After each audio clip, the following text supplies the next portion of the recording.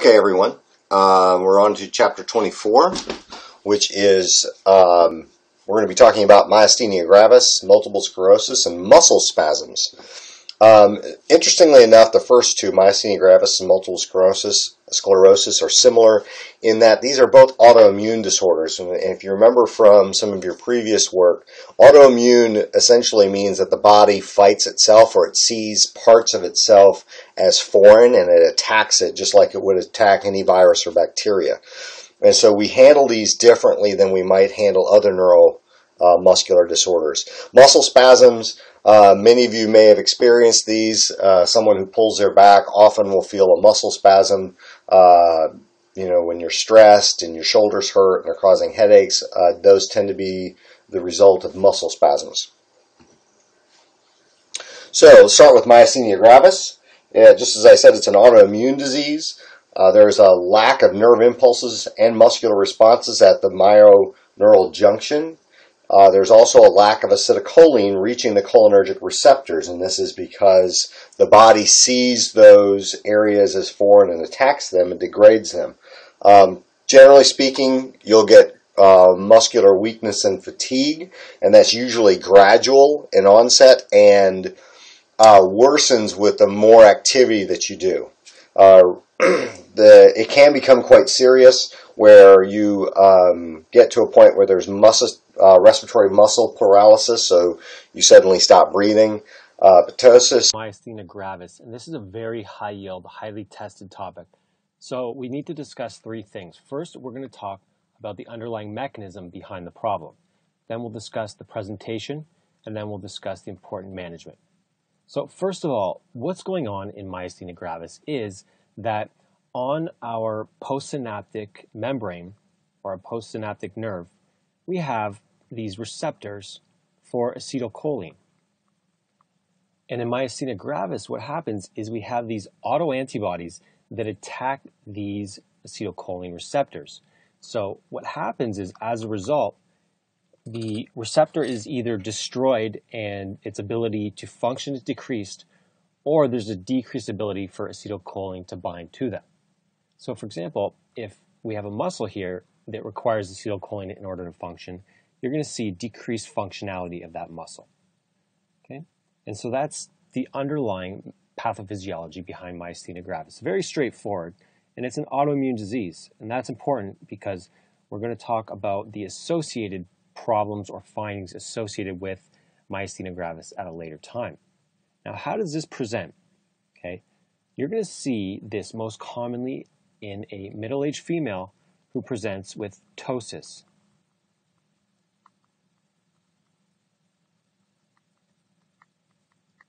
Ptosis is the drooping of the eyelid. Okay.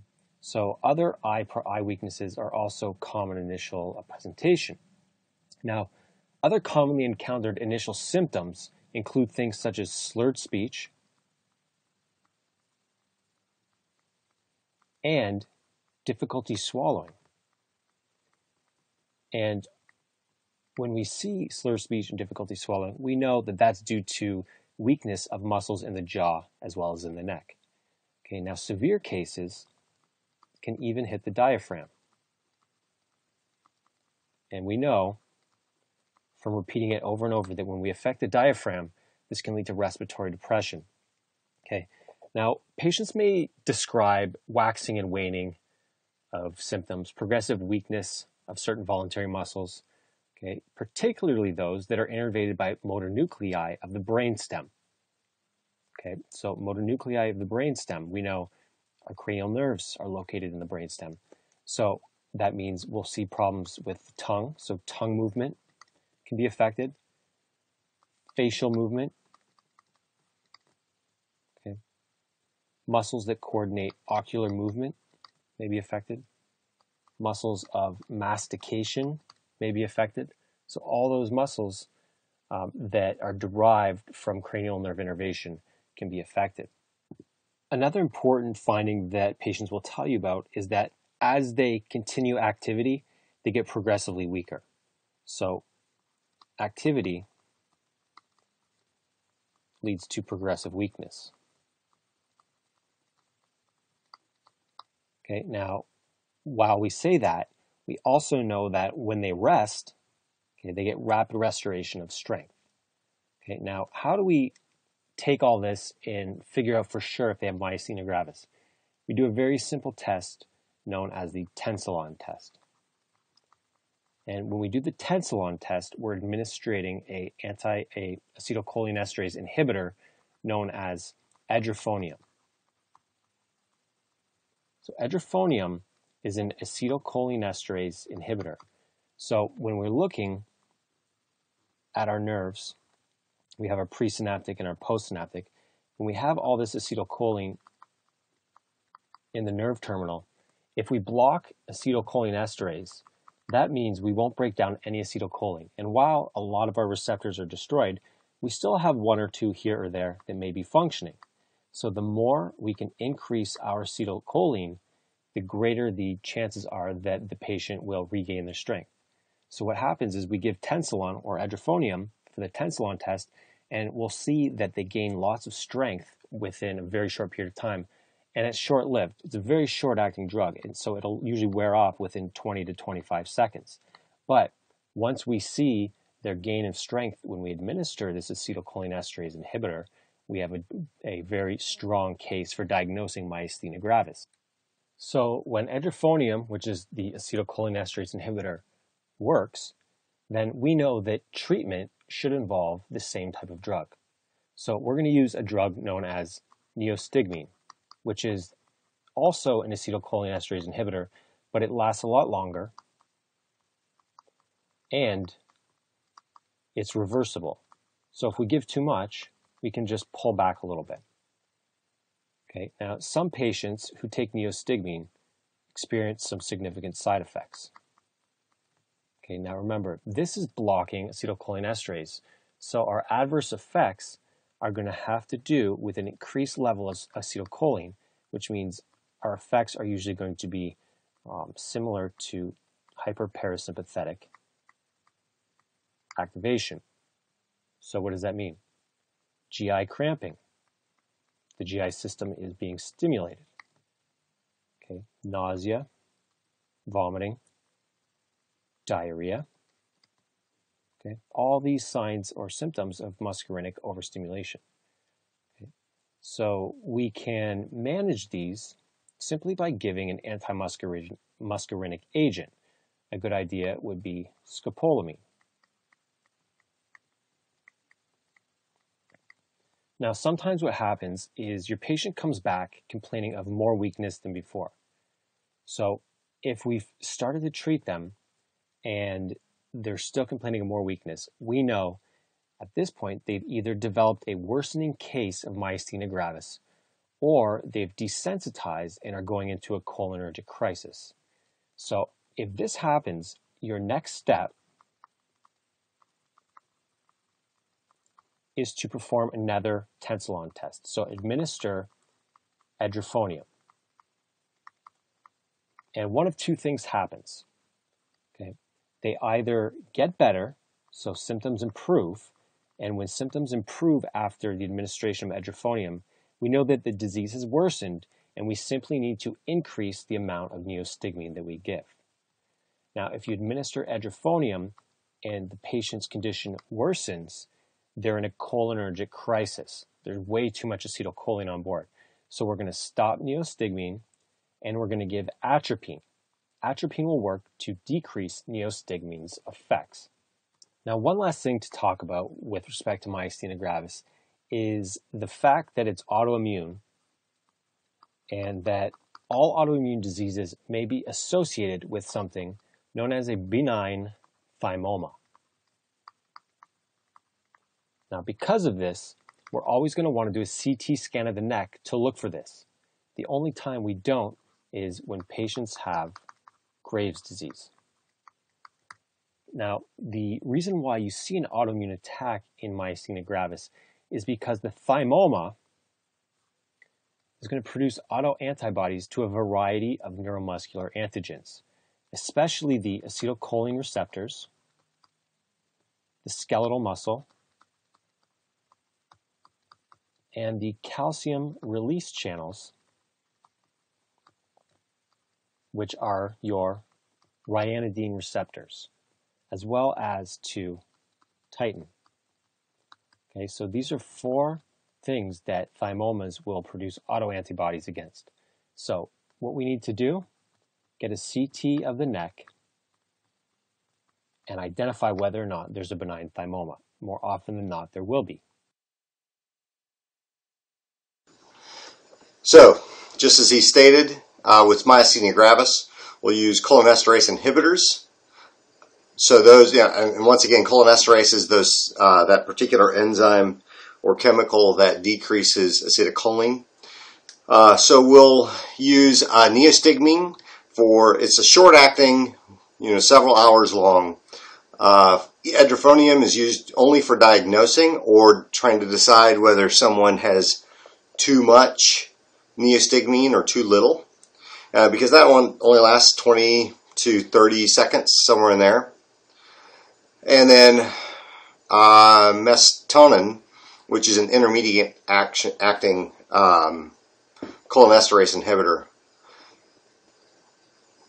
So, overdosing and underdosing, they have similar symptoms, which include muscle weakness, dyspnea. It effectively looks like the myasthenia gravis has gotten worse when you overdose as well as when you underdose.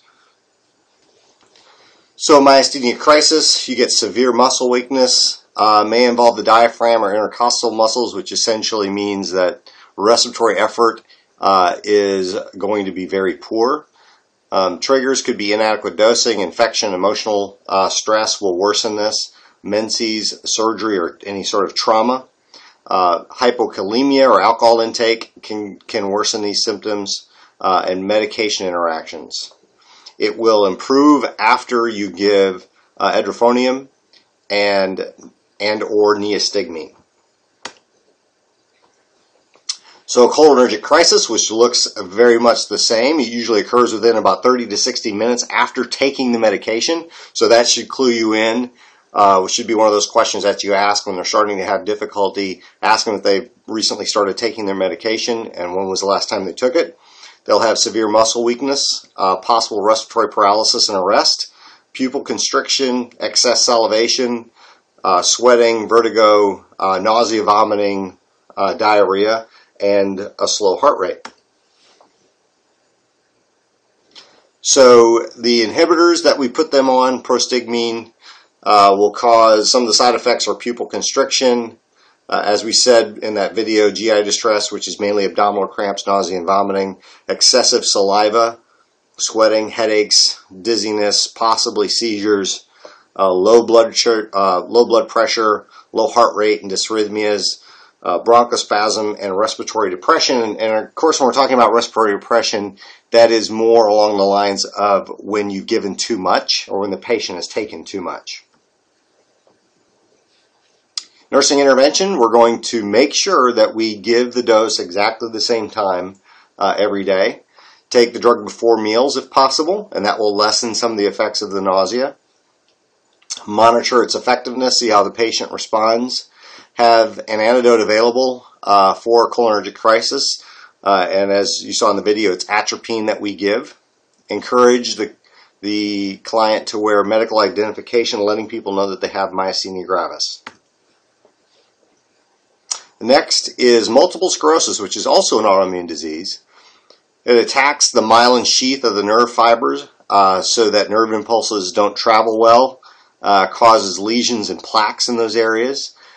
Essentially what we'll see is remissions and exacerbations. They'll start to do better and then suddenly get worse again. Weakness, spasticity in the extremities, and diplopia. MS exacerbations, complex, dynamic, and destructive attacks by autoaggressive immune cells on the central nervous system cause devastating symptoms and a measurable and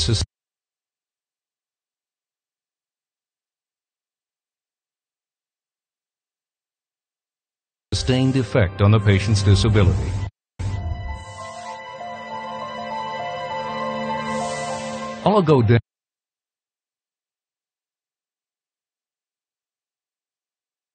Recites myelinate axons in the central nervous system, ensuring that neural impulses are efficiently and quickly transmitted.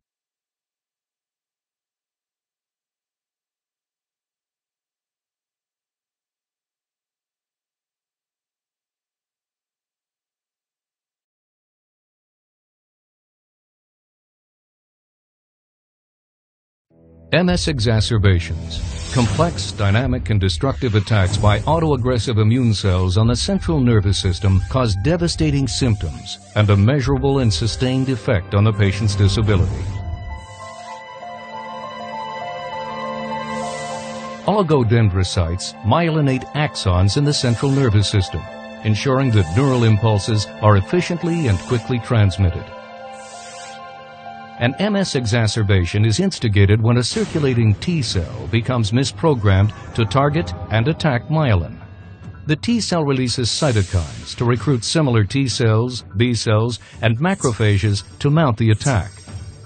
These inflammatory cells are able to cross the blood-brain barrier, which normally separates immune cells in the periphery from the central nervous system.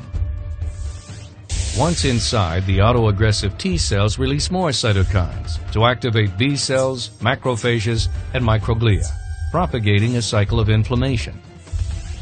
The B cells produce antibodies. The macrophages and microglia release cytotoxins. Together, these destructive elements attack the myelin sheaths, axons, and oligodendrocytes, leading to cell disintegration. These damaged areas of myelin, visualized as active lesions on an MRI, disrupt the transmission of nerve impulses. Patients can suffer symptoms such as impaired vision, sensory disturbances, and problems with gait and balance that last from days to months.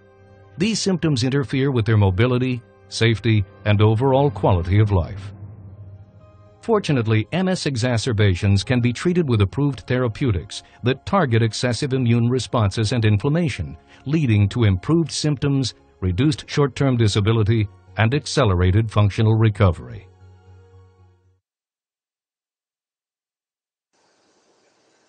Okay, so how do we treat autoimmune diseases? We essentially need to decrease inflammation and decrease the autoimmune response. One of the most obvious ways to do that is the use of steroids like prednisone. We may use interferon B, immunosuppressants such as Imuran or Cytoxan. All of these are similar, and some of these are actually chemotherapeutic drugs that we use for cancer. Essentially, all we're trying to do is to decrease the body's immune response and decrease inflammation. All right, skeletal muscle relaxants. These are the most common ones are central acting, Soma, Flexeril, Robaxin. These are used to suppress muscular hyperactivity and relax muscles in spasm. And that goes to the most common uses of this are generally for pain, for back pain, but they can be used in some of these other disorders where there's obvious spasticity and you're trying to relieve some of that. So, as I said, one of the most common is Soma. It relaxes skeletal muscles, and those would be your voluntary muscles. It's used to treat spasticity in some of these like Myasthenia Gravis, but it's also used obviously for trauma, back trauma, those sorts of things. Side effects, so essentially it also works to combat some of these side effects of some of these medications that can cause spasticity. It's used sometimes for GI distress, weakness, or insomnia because it relaxes the muscles and they tend to improve insomnia. And occasionally it's used for tachycardia and low blood pressure. Nursing interventions, we should always tell our clients to take this with food. Monitor liver function as they're all metabolized through the liver. Check vital signs. We want to make sure that their blood pressure doesn't get too low and that their pulse rate doesn't get too low or respiratory rate doesn't get too low on these muscle relaxants. Do not have the patient drive. These will frequently make them tired or fatigued and somewhat sleepy, which is one of the reasons why it works for insomnia. Generally speaking, we recommend that they not take it any longer than 3 weeks, but they should not stop abruptly either, because that can worsen the spasms. Typically, they're discontinued over 1 week to avoid rebound spasms, just as I said, with not stopping abruptly.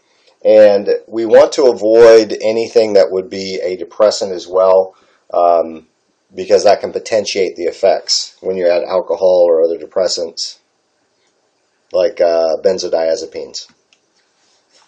So we have a client who has myasthenia gravis, is taking a cholinesterase inhibitor. What we want to think about is we need to identify 4 cholinesterase inhibitors and describe their action and route. You should do this before the test. Differentiate between myasthenia crisis and cholinergic crisis, and we know how to do that, right? That short-acting medication.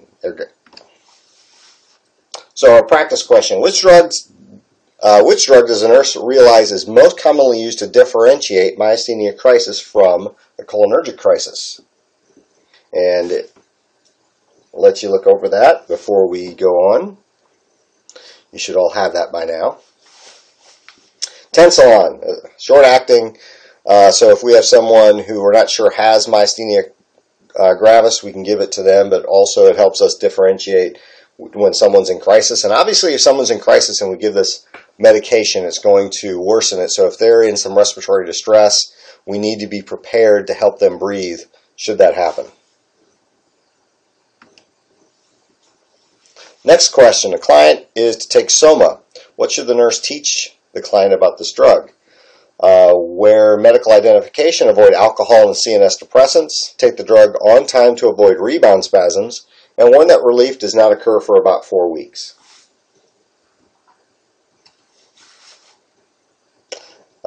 Answer is B. Obviously, we should avoid alcohol and other depressants because this will potentiate the effects.